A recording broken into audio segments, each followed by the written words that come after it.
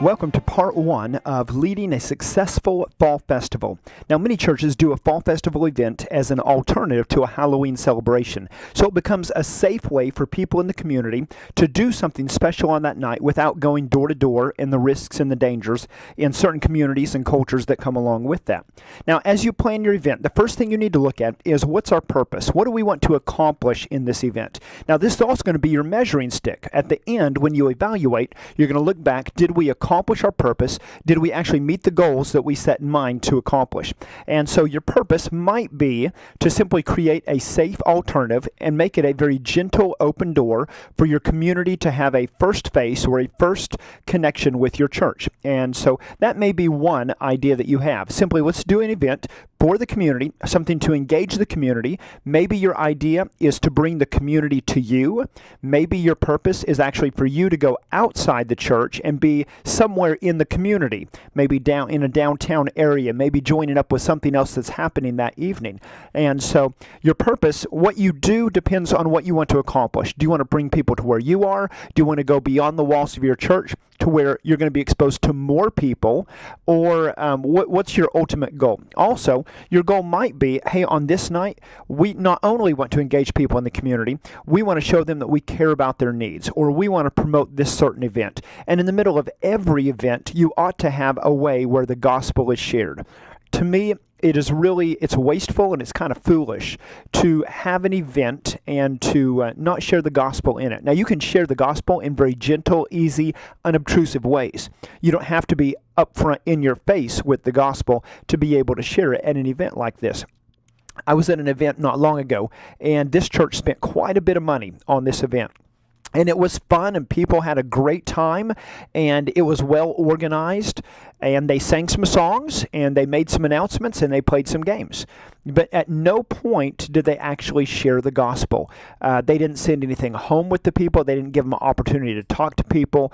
And so in my mind, the greatest way to organize an event is, yes, you organize it around your purpose, but you never leave out the intentional idea, how do we want to use the gospel on this evening? How do we want people to walk away knowing more about Jesus, knowing how they can be saved, and still accomplish our purpose? Now, for example, with the Fall Festival, our Fall Festival at our church is it's a simple, easy first connection for the community. There have been many years where we've had it off-site. We've had it in the high school parking lot because it's at a place where more cars are going to pass by, more visibility. When we moved off-site, we actually increased the number of people we were exposed to probably by 4 or 5 times. The last time we had it at our church, we had about 900 people. The first time that we moved it a year later to the high school parking lot, we had about 4,000 or 5,000 people, simply because there was more exposure. People who are not likely to actually come inside a church are likely to see a big festival going on and signs that say it's free, and to actually go and to be a part of it as if they would any community event. Or, hey, look what's going on. And of course, you've got to have good signage so they know, hey, it's free and this is going on, and there's this, or pony rides, free candy, and such. So they know what's going on, and they park, they walk over, and it turned into a great event off-site. That accomplished our purpose. Now, this year, we're bringing it back to our church, simply because our area where our church sits has changed. There's more traffic, but we're not going to have it inside the building like we did years ago. We're going to have it in the front parking lot so that still, as people drive by, there's the visibility. Now, we haven't had this event yet, but I know we're going to have less people than we did in the high school parking lot, simply because some people are less likely to turn into a church, to go to a church for an event, and there's some inhibitions that they have there. So our idea, our purpose in our Fall Festival event is simply to create a very kind, very gentle first contact with the community. Now, used to, we did registration cards. We don't do that anymore. And the reason we don't do it, and I'm not telling you not to do it, I'm saying for our purpose, what we're trying to accomplish, it conveyed a better message for us not to do that. Now, our purpose is not to build our church database. Our purpose is not to increase more to a mailing list. Now, we've done that in the past, and there's other ways that we do that. But our purpose is to have a no strings attached activity so that families come in and they don't feel like we want something from them. We don't ask anything from them. When we did it at the high school parking lot, people would walk in from all directions, and no matter which direction they came from, they were greeted, they were welcomed, and they could jump into any activity immediately. Nobody asked them. Nobody wanted information. We didn't give them anything. They came themselves to the candy distribution station. That's where they would get their bag of candy. Inside that bag was a gospel tract and church information. That's how we got the gospel home. So our purpose in our event is twofold. One, it's a first contact, a very gentle, no strings attached first impression to the community. And two, we want to get the gospel into every home. In fact, our goal is to get that gospel tract into every house. Now, that's even more than getting it to each person. It's actually to get it into the house. And we experimented for several years trying to find the best way. How do you actually get them to take this home? And we discovered the best way is not to actually give it to them, but to put it in something else that they're going to want to take home, especially something else that they may not open until they get home. That's the same reason that we don't give candy at our individual games anymore. Now, distributing candy out, and a kid plays a game and they get candy, that's fun. It takes a lot of organization, but at the same time, what we noticed is there's more trash at the end. Because as they're going, they get a piece of candy. Oh, that looks so good. They tear it open, they eat it, and inevitably, trash ends up on the floor. There's more candy left on the floor. And when we give them a tract, no matter how we give it to them, we would find tracts on the floor too.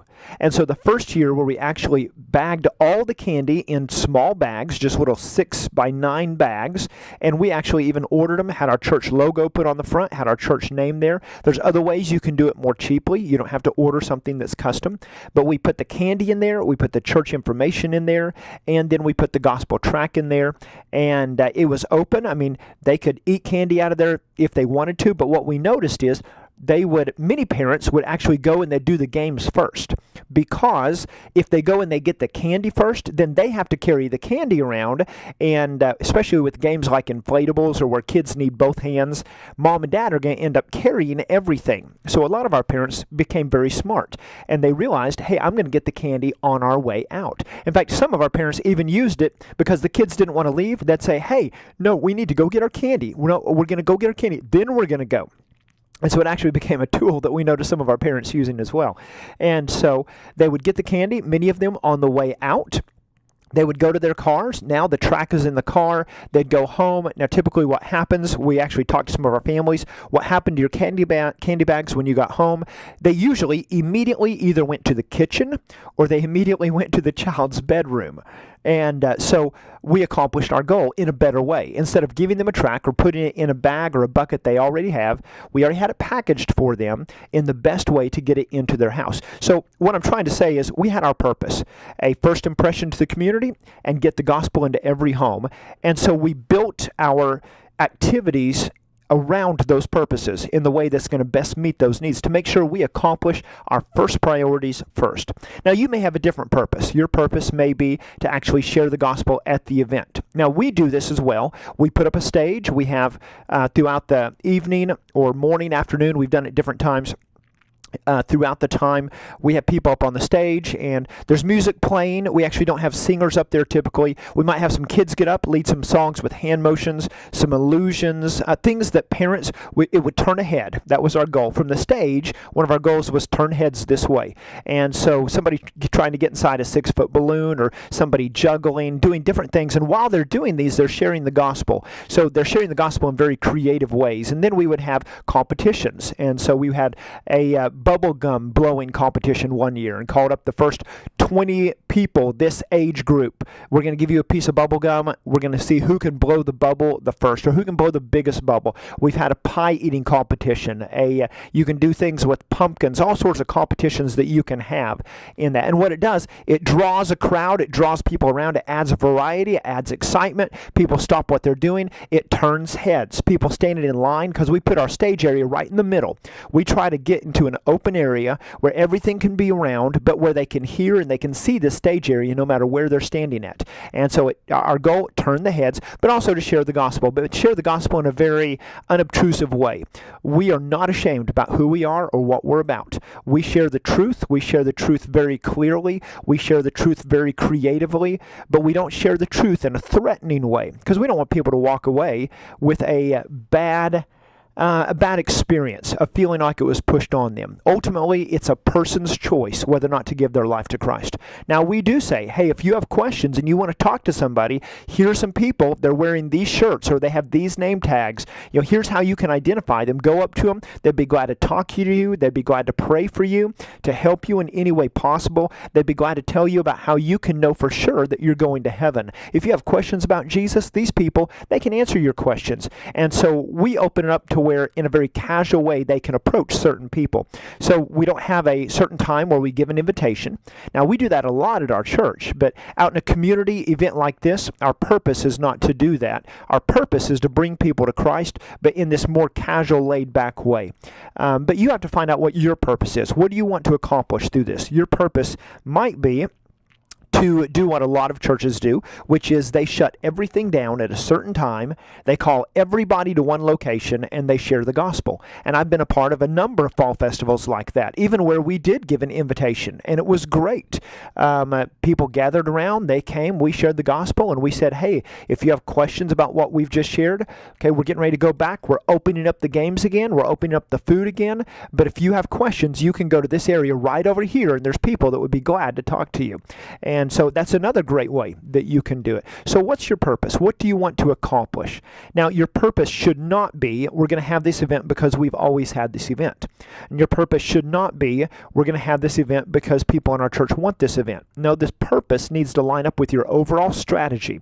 So not just what am I trying to accomplish through this event, what am I trying to accomplish through our children's ministry or this ministry in our church? Overall, what's our strategy? How does this tie into what we did in September? How is this going to bridge into what we're doing in November, December? If you're going to do a big Christmas Eve service, why not have an advertisement for that in the candy bags at Halloween? Why not have that be a part of your fall festival? Show something from the year before. Have posters up about it. Go ahead and start creating that awareness so that when you run it in the newspaper or you send information or you go door to door, the people, they get that second contact, that second information, because the odds are, after the fall festival, the most likely time a person's going to come back that's unchurched would be Christmas Eve or Christmas. And so think of these things. Look at that strategy. Don't let it be a standalone event. Weave it into everything else that's happening. Is there something happening the week after that you can invite people to?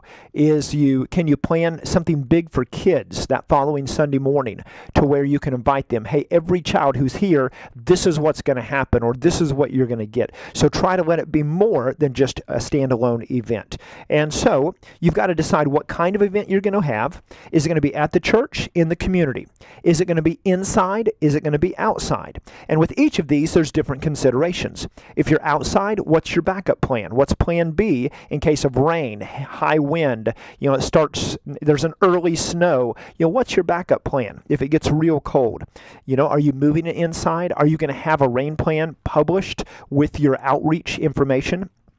If it's in the community, if it's off-site, do you have access to electricity, or do you need to rent generators? Do you have access to water? Because you may need water for if you're doing certain different food activities, or maybe even activities. You're going to do a duck pond and you're going to fill a kiddie pool with water. Where's the water going to come from? And so what kind of water do you need? If you're doing food, you probably ought to have hand washing stations, which you can rent. And, do you have access to restrooms? Do you need to rent, portable restroom units, porta potties? So there's some off-site considerations that come as well. Whether it's off-site, at the church, in your parking lot, inside, a combination, there's different details like that you really need to think through. And the best way is plan your event, and you can listen to our session on planning events. But as you plan your event, at the end, take a look at every detail to make sure that there's not something you're counting on being available that when you get there won't be. And so decide what kind of event you're going to do, decide where you're going to do it. Now, as far as the style of event, Some churches do events where they have games all over. Some churches do events where they do a lot of inflatables, and they rent inflatables and they have a combination of games with that as well. Some churches do a trunk or treat. They have people and they bring their cars and they fill their cars with candy and they pop open the trunk. And so what kind of event, what style, or do you want a combination of these? Do you want a hay maze, and along with the hay maze you have some games and maybe one inflatable or two inflatables, and then you've got a candy station, and maybe you've got a MASH unit where kids come up and they tell them what hurts they have and they get bandaged. And so what kind, or do you just want a wide variety? Which, in my opinion, a wide variety usually is the best if you can do it, simply because you're going to have families show up. Not all kids are going to be drawn to preschool games. Not all kids are going to be drawn to elementary games. The elementary and the youth, they will kind of double over, but you'll have youth that will come to your fall festival as well. So even though you may be planning it for children, keep in mind you're going to have older brothers and sisters. You're going to have older students. You're going to have youth from your church. Use them as helpers, but also have activities that can engage them as well. Now you need to look at, when are we going to have this? Do we want to have it on Halloween night as a safe alternative? Do we want to have it the Saturday before? That's a great time. The Sunday night before, or the Sunday night right after, depending on which is closer. Do we want to have it on an afternoon, like a Sunday afternoon? Now, the hard thing about a Sunday afternoon is you've got to have setup time.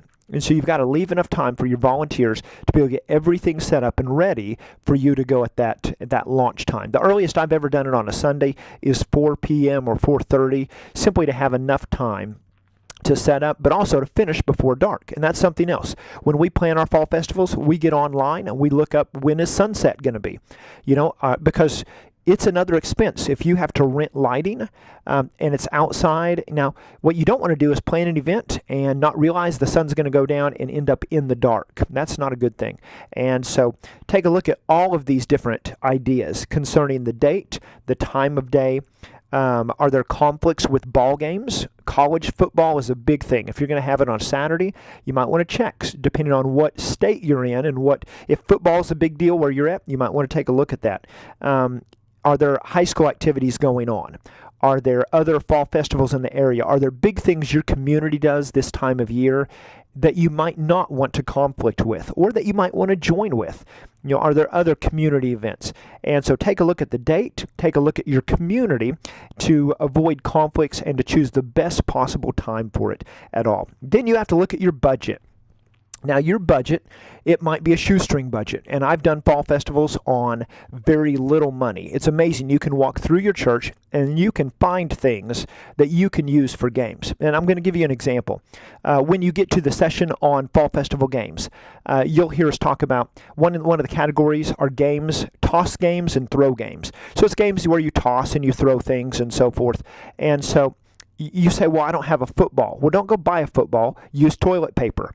Yeah, take some toilet paper. If you want, put a strap of duct tape around it, or have a few rolls of toilet paper. You can do, now, in fact, just think of all the games that can be played with toilet paper. You can have a toilet paper wrap where you're wrapping a kid up like a mummy, and maybe you share the story of Lazarus being raised from the dead. You can have toilet paper bowling, where maybe you stack the toilet paper simply as the pins, and they roll something else, maybe a pumpkin, towards it. You can have a toilet paper toss, a toilet paper who can throw it the longest and have the longest string behind. As it unrolls, the toilet paper roll, a toilet paper room. Think of all the games you could just do with toilet paper. You could almost do an entire toilet paper fall festival.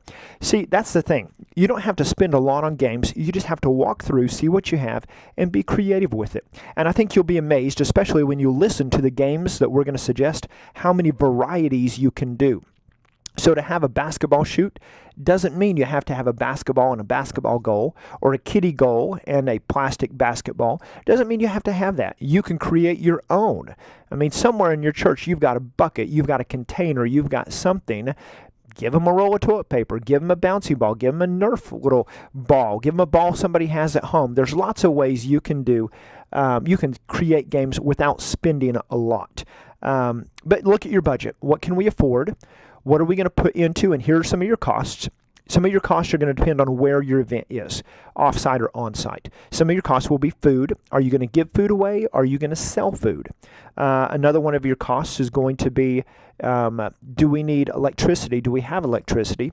If you're at the church, that's not a big deal. If you're off-site, that becomes a very expensive part. Lighting too. If you're off-site and you don't have lights, becomes very expensive. Are you going to rent any games or inflatables? Are you going to rent anything like that? Are you going to buy supplies for games? Are you going to ask your church members to give candy? Are you going to buy a certain amount of candy? Are you going to buy bags? Are you going to buy tracts?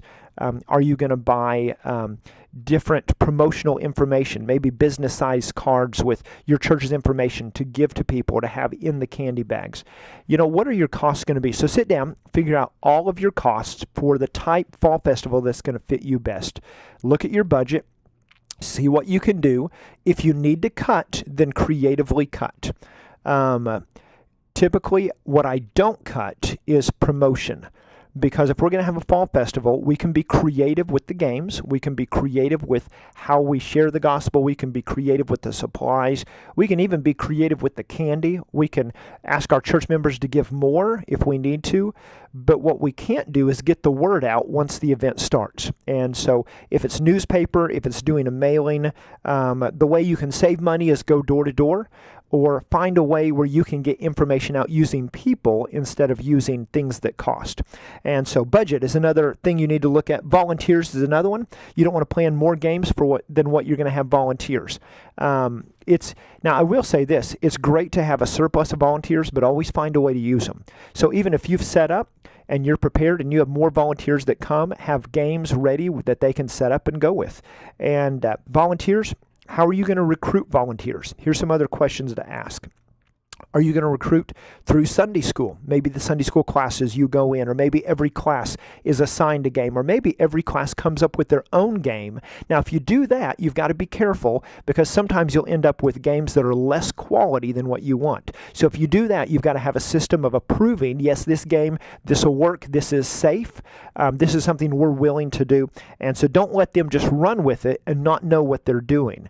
And so are you going to go through Sunday school? Are you going to recruit volunteers individually? Are you going to have a sign up?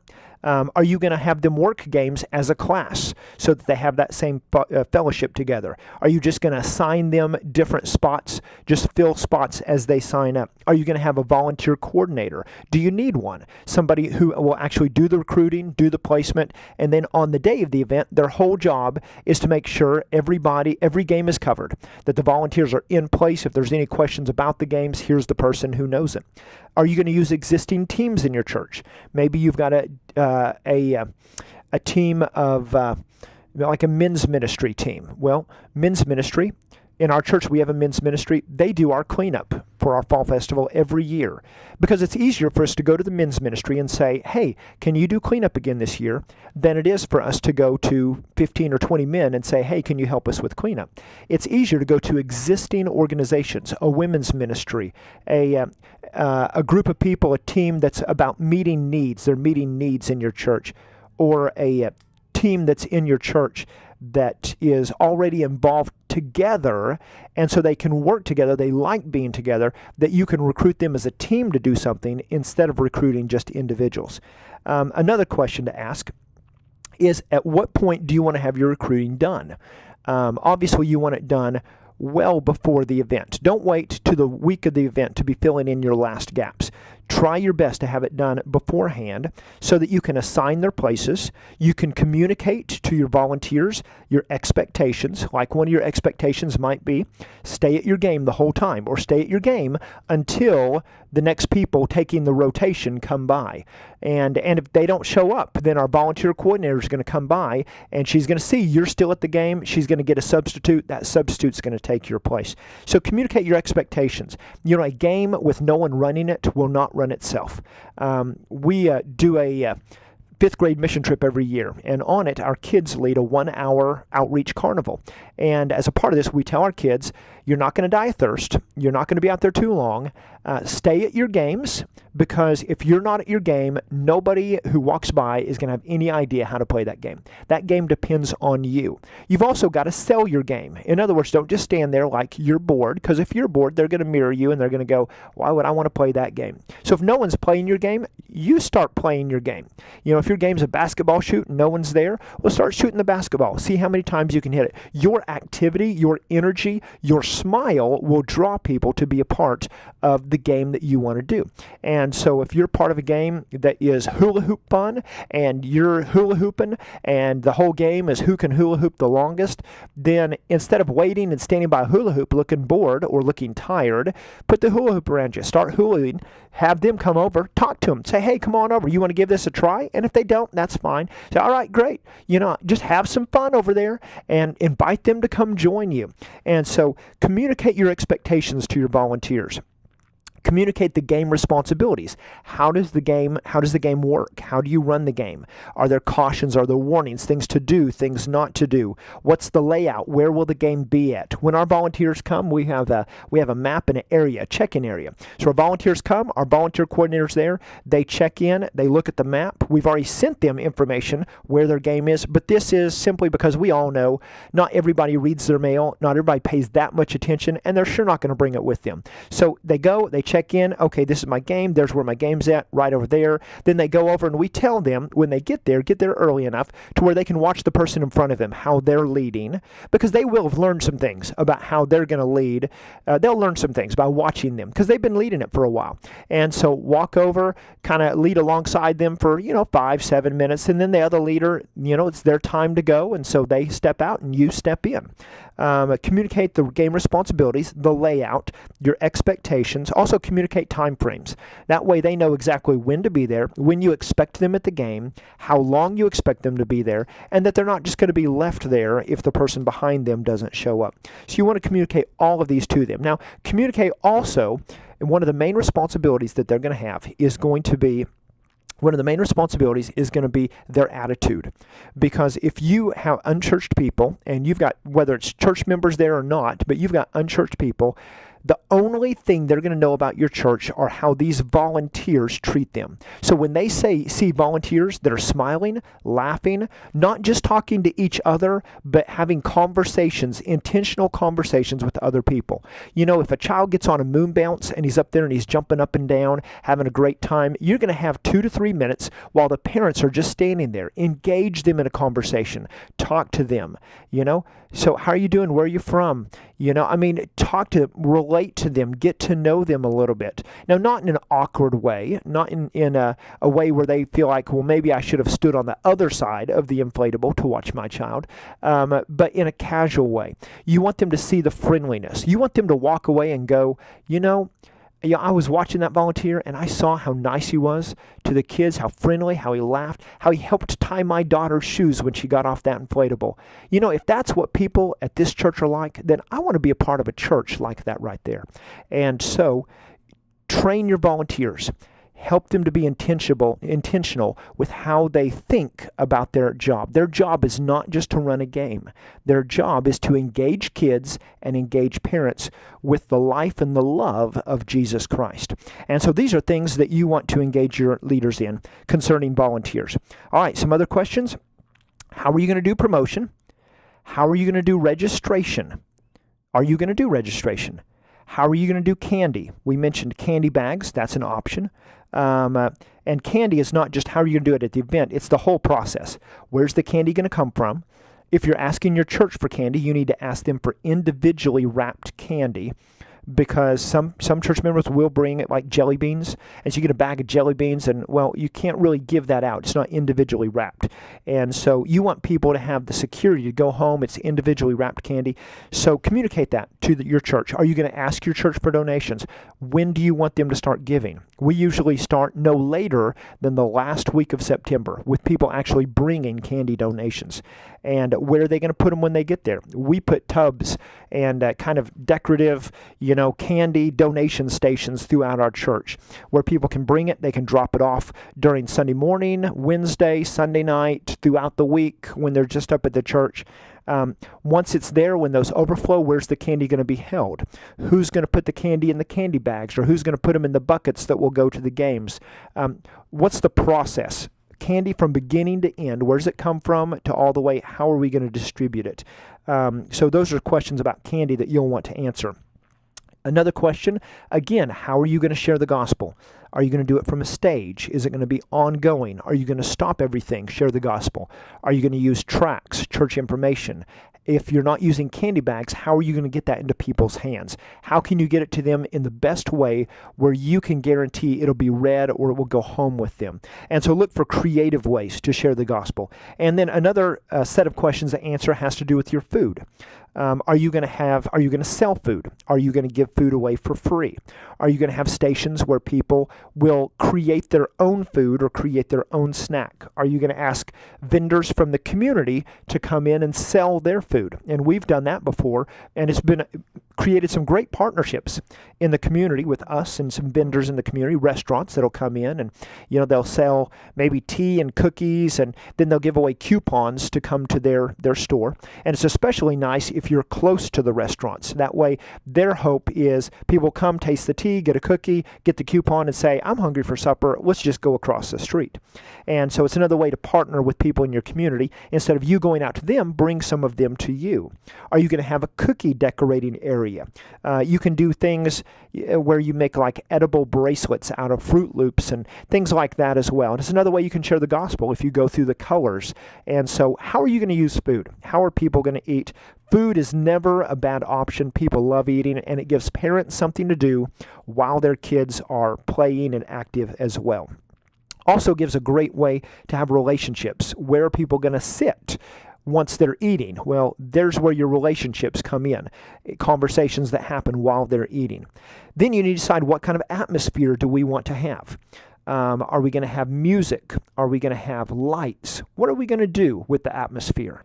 Then realize again that your volunteers are a huge part of setting the atmosphere. Their attitude, how they act, how they respond. You want everything to ring of quality. I was at Silver Dollar City a little while back, and they had signs that had riddle questions, and underneath was the answer. You can use signs, you can use posters, you can have knock-knock jokes, you can have things that are fun, things that are funny. You can have scripture verses. There's power in scripture, Bible verses. You can have signs that say, God loves you, smile, Jesus loves you, God's got great plans for your life, all sorts of things. You can even put the gospel coming through what they see, but you want everything to have a look of quality. There was one year we even put signs on our trash cans, something that said, don't waste your life, and then had a Bible verse underneath. And so there's all sorts of ways that you can set an atmosphere. Are you going to have puppet shows?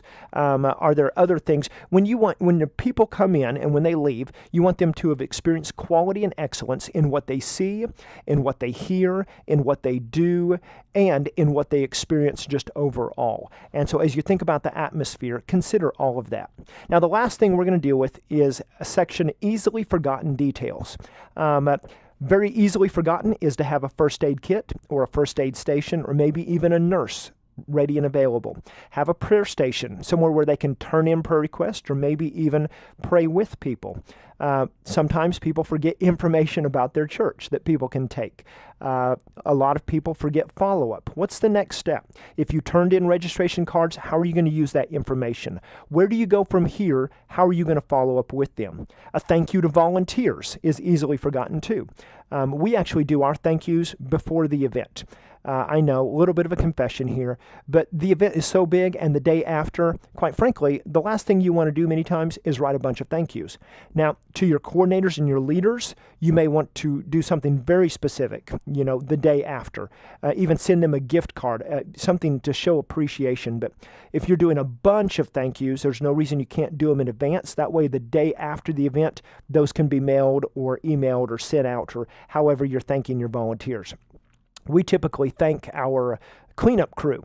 We take the leftover food that we have from the event, and many times we'll partner with Chick-fil-A, and we will buy their sandwiches at discount and sell their sandwiches at our event. And so whatever's left over, we send it home with the volunteers that help us clean up. And a lot of times they'll just stop and they'll just eat it there in the parking lot. And, it's a nice time.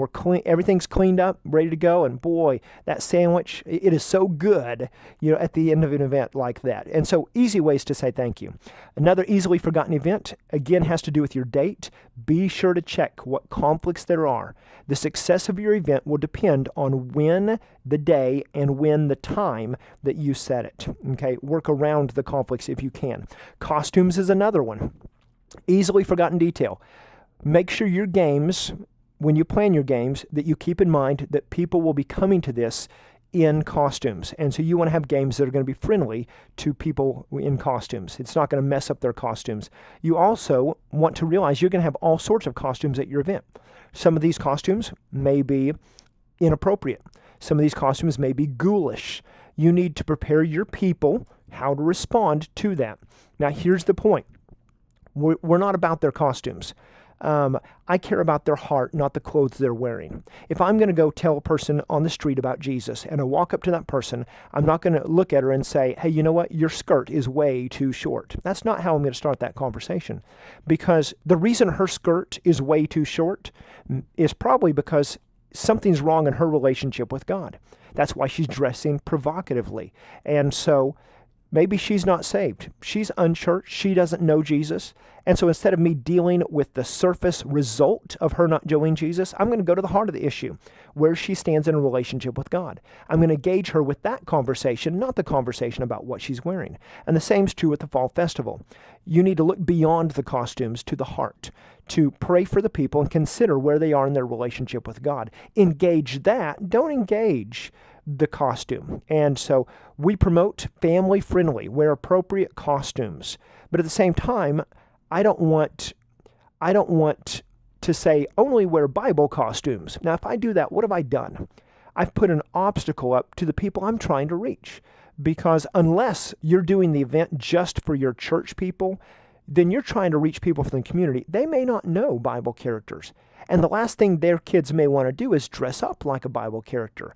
And so we don't want to do that. We don't want to go there. I want to dress up as Tinkerbell and go over here instead. No, let them dress up as Tinkerbell and come to your event. And so meet people where they are, but understand what kind of people you're asking to come to your event and help your volunteers to understand. Don't say anything negative to them about their costumes. I walked into one of my fall festivals once, and there was one of my volunteers that was actually dressing down a kid very verbally about the costume that he was wearing. And this kid left almost in tears. And let me just tell you, I was mad. I was not mad about the costume. I was mad about how he was treated. Here's a kid, he's new to church, he's unchurched. He comes in, he doesn't know any better. And what has happened? He's been treated like that. Every year after that, I made a point to talk to my volunteers in one way or another to let them know this is what we expect from you when you see somebody come in an inappropriate costume. This is how we expect you to respond. This is what we expect you to care about. You care about their heart first, their clothes second. And so you can have a themed event. Hey, it's Western, and some kids will dress Western because of that. But you're still going to have a stormtrooper show up. You're still going to have somebody show up as a witch or a ghost. You're going to have those sorts of things simply because that's the time of year and that's what people do. And those are the very people you're trying to engage and to reach. So help your people to understand that. Another, and this is the last of the easily forgotten details, is the evaluation. Take time with your teams, with your leaders, evaluate the event within a week after. That way it's fresh on your mind and you already have good ideas cooking for the next year before you even get there. So be sure to evaluate your event. All right, this ends part 1 of leading a successful fall festival. Join us in part 2 as we talk about game ideas.